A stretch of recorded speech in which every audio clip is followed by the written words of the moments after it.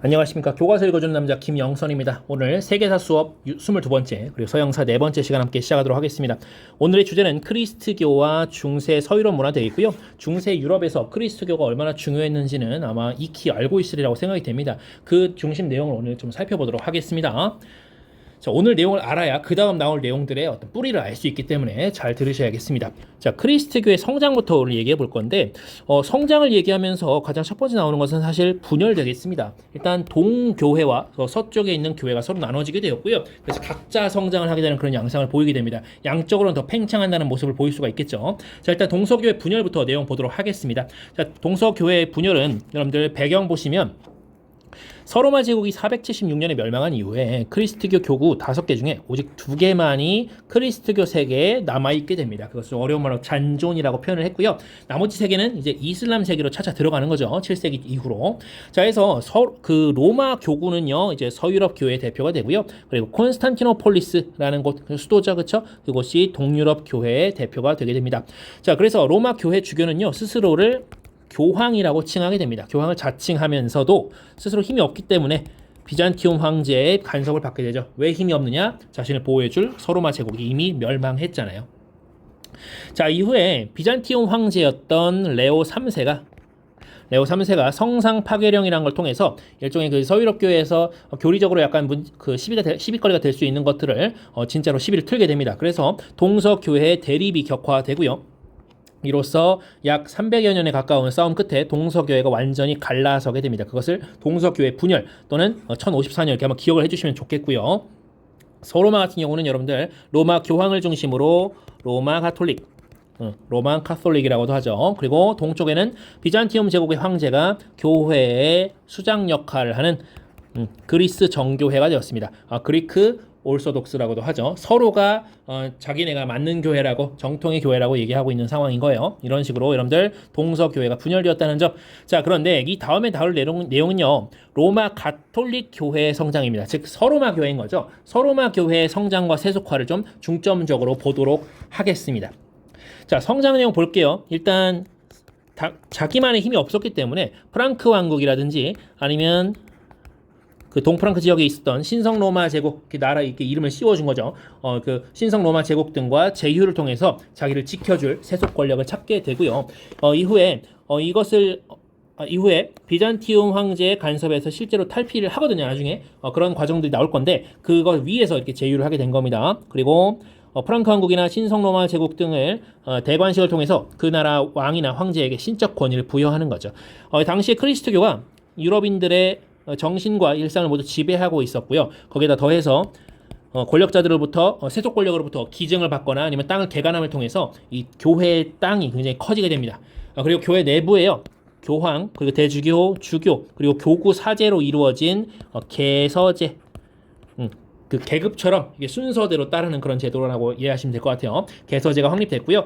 근데 이게 왜 세속화되느냐? 교회의 힘이 강력해지는 것도 있지만 여러분들 성직자가요, 국왕이나 제후의 봉신이 됩니다. 즉 교황의 말을 듣는 게 아니라, 즉 그 종교 권력으로의 말을 듣는 게 아니라 국왕, 제후, 즉 세속 권력의 말을 듣게 되는 거죠. 그러면서 세속 권력이 성직자 임명권 내지는 성직자 서임권이라는 것을 차지하게 됐고요. 이후에 여러분들 이 전후에 성직자 혼인이나 성직 매매가 매우 만연했다라고 합니다. 이러면서 굉장히 부패해졌겠죠. 교회가 아닌 모습이 됐겠죠. 자, 이것을 교회 사람들도 알았어요. 그래서 이것을 개혁하려고 클리니 수도원이라는 것을 통해서 여러분들 그 개혁 운동을 실시하게 되는데요. 글씨가 좀 잘 안 써졌는데 클리니 이따 바로 보여드릴게요. 자, 그렇죠. 클리니 이겁니다. 클리니. 자, 교황과 황제가 대립할 정도의 권력 차이가 이제 나게 됩니다. 자, 여러분들, 교황의 권력이 점점점 강해진 거예요. 그래서 황제와 대립할 정도가 됐다는 것인데요. 여기서 말하는 것은 이제 주로 신성 로마 제국의 황제를 얘기합니다. 자, 클리니 출신의 교황이었던 그레고리우스 7세가 있어요. 그레고리우스 7세, 7번째 그레고리우스예요. 이 사람이 세속군주는 더 이상 성직자를 임명 내지는 서임하지 말라. 서임이 임명이라 그랬어요, 여러분.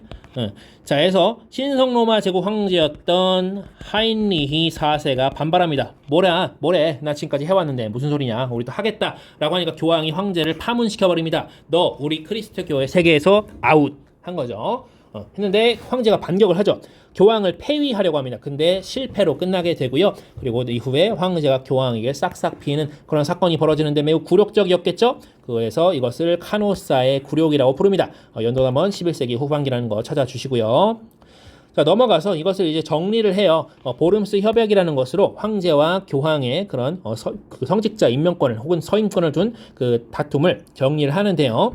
일단 신성로마 황제 당시에 하인리히 여러분들 4세 아니에요. 5세입니다. 5세와 교황 칼리스토스 2세 다 바뀌었어요. 그죠? 자, 이제 이 사람도 바뀌었는데 이 둘 간에 체결이 됐습니다. 바로 교황의 성직자 서임권 소유를 명문화하게 되었습니다. 그래서 밑에 내용을 한번 사료 살펴보시고요. 자, 교황권 절정까지 가겠습니다. 교황권이 계속 지금 황제에 대해서 우위를 점하게 됐잖아요. 그러면서 13세기경에 인노켄티우스 3세의 경에 이르면 교황을 두고 태양입니다. 태양, 선. 그리고 황제는 달 뭔지 아시죠? 문 얘기하는 거예요. 교황은 해고, 황제는 달이라고 얘기할 정도가 됩니다. 근데 이렇게 절정으로 올라갔다는 것은 언젠가 떨어진다는 얘기죠. 해서 여러분들 나중에 얘기하겠지만 교황권 쇠퇴해서 아베뇽 우유스, 그리고 교회 대분열 일어나는 거, 그리고 콘스탄스 공예로 교황의 권력을 어느 정도 좀 제한하게 되는 그런 과정까지 우리가 볼 수가 있겠습니다. 자, 뒤에 내용은요, 중세 서유럽 문화 볼 건데요. 내용이 너무 많아서 여러분들 1과 2로 나눠져 있습니다. 위계는 따로 없습니다. 그냥 내용이 많아서 좀 나눈 거예요, 페이지를. 자, 보시면 당시에는 트리스트교 중심이기 때문에 신학이 굉장히 발달했다라는 것이고요. 여러분들 여기 뭐 줄글은 굉장히 많이 써 있지만 사실 핵심적인 내용만 보고 넘어가도록 하겠습니다. 자, 중세 초에 성 어거스틴 또는 뭐 생 어거스틴이라고도 하는데 아우구스티누스 요 명칭도 같이 기억하셔야 돼요. 모두 같은 사람을 가리키는 명칭입니다. 자, 이 사람 등 교부들에 의한 교부 철학이 발달했대요. 교부라는 것은 어떤 교리를 세워나가는 그런 정말 뭐 대단히 똑똑한 그런 철학자들 내지는 신학자를 얘기하는 겁니다. 일종의 뭐 종교상의 그런 훌륭한 뭐 스승, 뭐 선생님이라고 할까요? 그런 분들을 이제 교부라고 하는 것이고요. 당시에 기조는 이랬습니다. 철학, 즉 이성이라는 것은 신앙의 시녀 역할이다. 지금 누가 봐도 철학보다 신학이 중요하다는 것을 알 수가 있겠죠.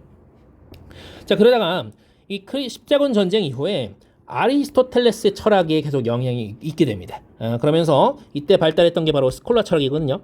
스콜라 철학 때는요, 가장 유명한 인물이 토마스 아퀴나스라는 인물입니다. 이 사람이 신학 대전이라는 책을 저술하게 되고요. 스콜라 철학을 대집대성했다는 그런 평가를 받습니다. 이 당시에는 신앙과 이성이 조화를 이루어야 된다. 신앙의 진리와 이성의 진리가 조화를 이룰 수 있다. 뭐 이런 말을 꺼내게 됩니다. 자, 그 다음 넘어가면요. 신앙과 이성의 분리라는 얘기가 나오게 되는데요. 자, 여러분들 이 13세기 이후에, 즉 토마스 아퀴나스 이후에 윌리엄 오캄이 등장했을 때는 여러분들 신의 존재는 이성으로 증명할 수 없다. 신앙과 이성은 분리되어야 한다라고 하면서 이게 나중에 이제 17세기쯤 넘어가면 이제 영국 철학자들한테까지 영향을 주게 되거든요. 그래서 신앙과 이성이 되게 뭐 시녀 역할, 좀 부차적인 내용이었다가 둘이 좀 이렇게 조화로운, 어떻게 보면 좀 약간 등치되는 대등한 관계였다가 이제는 아예 관계 자체를 분리시켜버리는 그런 흐름으로 간다라는 것을 우리가 알 수가 있겠고요. 우리가 지금 보고 있는 것은 중세 서유럽의 철학의 흐름 되겠습니다. 자, 뒤로 넘어가면 이 교육이 있는데요. 자, 교육 같은 경우는 여러분들 중세 초에는 원래 교육을 어디서 담당했느냐? 교회나 수도원 중심으로 발전을 했다라고 합니다. 여기에 들어가야 교육을 받을 수 있었다는 거예요. 그리고 나서 12세기 이후에는요, 대학이라는 것이 설치됩니다. 이제 뭐 칼리지가 나중에 많이 모이면 유니버시티가 되는데 어쨌든 대학이 설립됩니다. 이들은요, 교회나 세속 권력의 통제를 탈피해서 자치 운영하면서 발전합니다. 자기네끼리 대학만으로 마치 자치 도시처럼 이렇게 기능을 했다는 거죠. 자, 문학 부분 보시면요, 여러분들 기사 문학 많이 발달했다고 하고요. 그리고 뭐 음유시인, 민내징어, 독일계 음유시인들입니다. 활발히 활동했대요. 사랑 노래를 하는 사람들이래요. 자, 건축이 좀 중요한데요. 여러분들 11세기에는요. 로마네스크 양식이 있고요. 12세기 이후로는 고딕 양식이 되겠습니다. 자, 로마네스크 양식 같은 경우는 두꺼운 벽이라든가 도미라든가 원형의 아치 이런 것들을 많이 하게 되고요. 그리고 창문이 매우 작다. 매우 작다. 소스몰. 자, 그리고 고딕 같은 경우는 여러분들 첨탑, 삐죽삐죽한 거 보이죠, 그죠? 그리고 스테인드 글라스 이런 엄청 화려하게 창문을 갖다가 막 화려하게 했다는 것입니다. 여기로 막 태양빛이 막 들으면 엄청 이쁘겠죠, 그죠? 장엄하고 그랬을 겁니다. 로마네스크도 그렇다고 장엄하지 않았던 건 아니에요. 굉장히 좀 내부가 어두웠다라고 하는데 왜냐면 창문이 좀 작아서 빛이 잘 안 들어온 거죠. 그래서 둘 다 뭔가 장엄함을 나타내긴 하지만 좀 스타일이 달랐을 거예요. 로마네스크 르네스크 같은 경우는 굉장히 어두우면서 뭔가 거룩한 느낌을 줬을 거고 고딕 양식 같은 경우는 좀 화려한 느낌을 좀 줬을 것 같습니다. 이렇게 한번 직접 이거 직접 보고 말을 해야 되는데 선생님이 나중에 꼭 직접 보고 와서 말하는 그날이 오길 바랍니다. 아무튼 오늘 수업 여기까지 하도록 하고요. 대단히 고생 많으셨습니다. 여기까지입니다.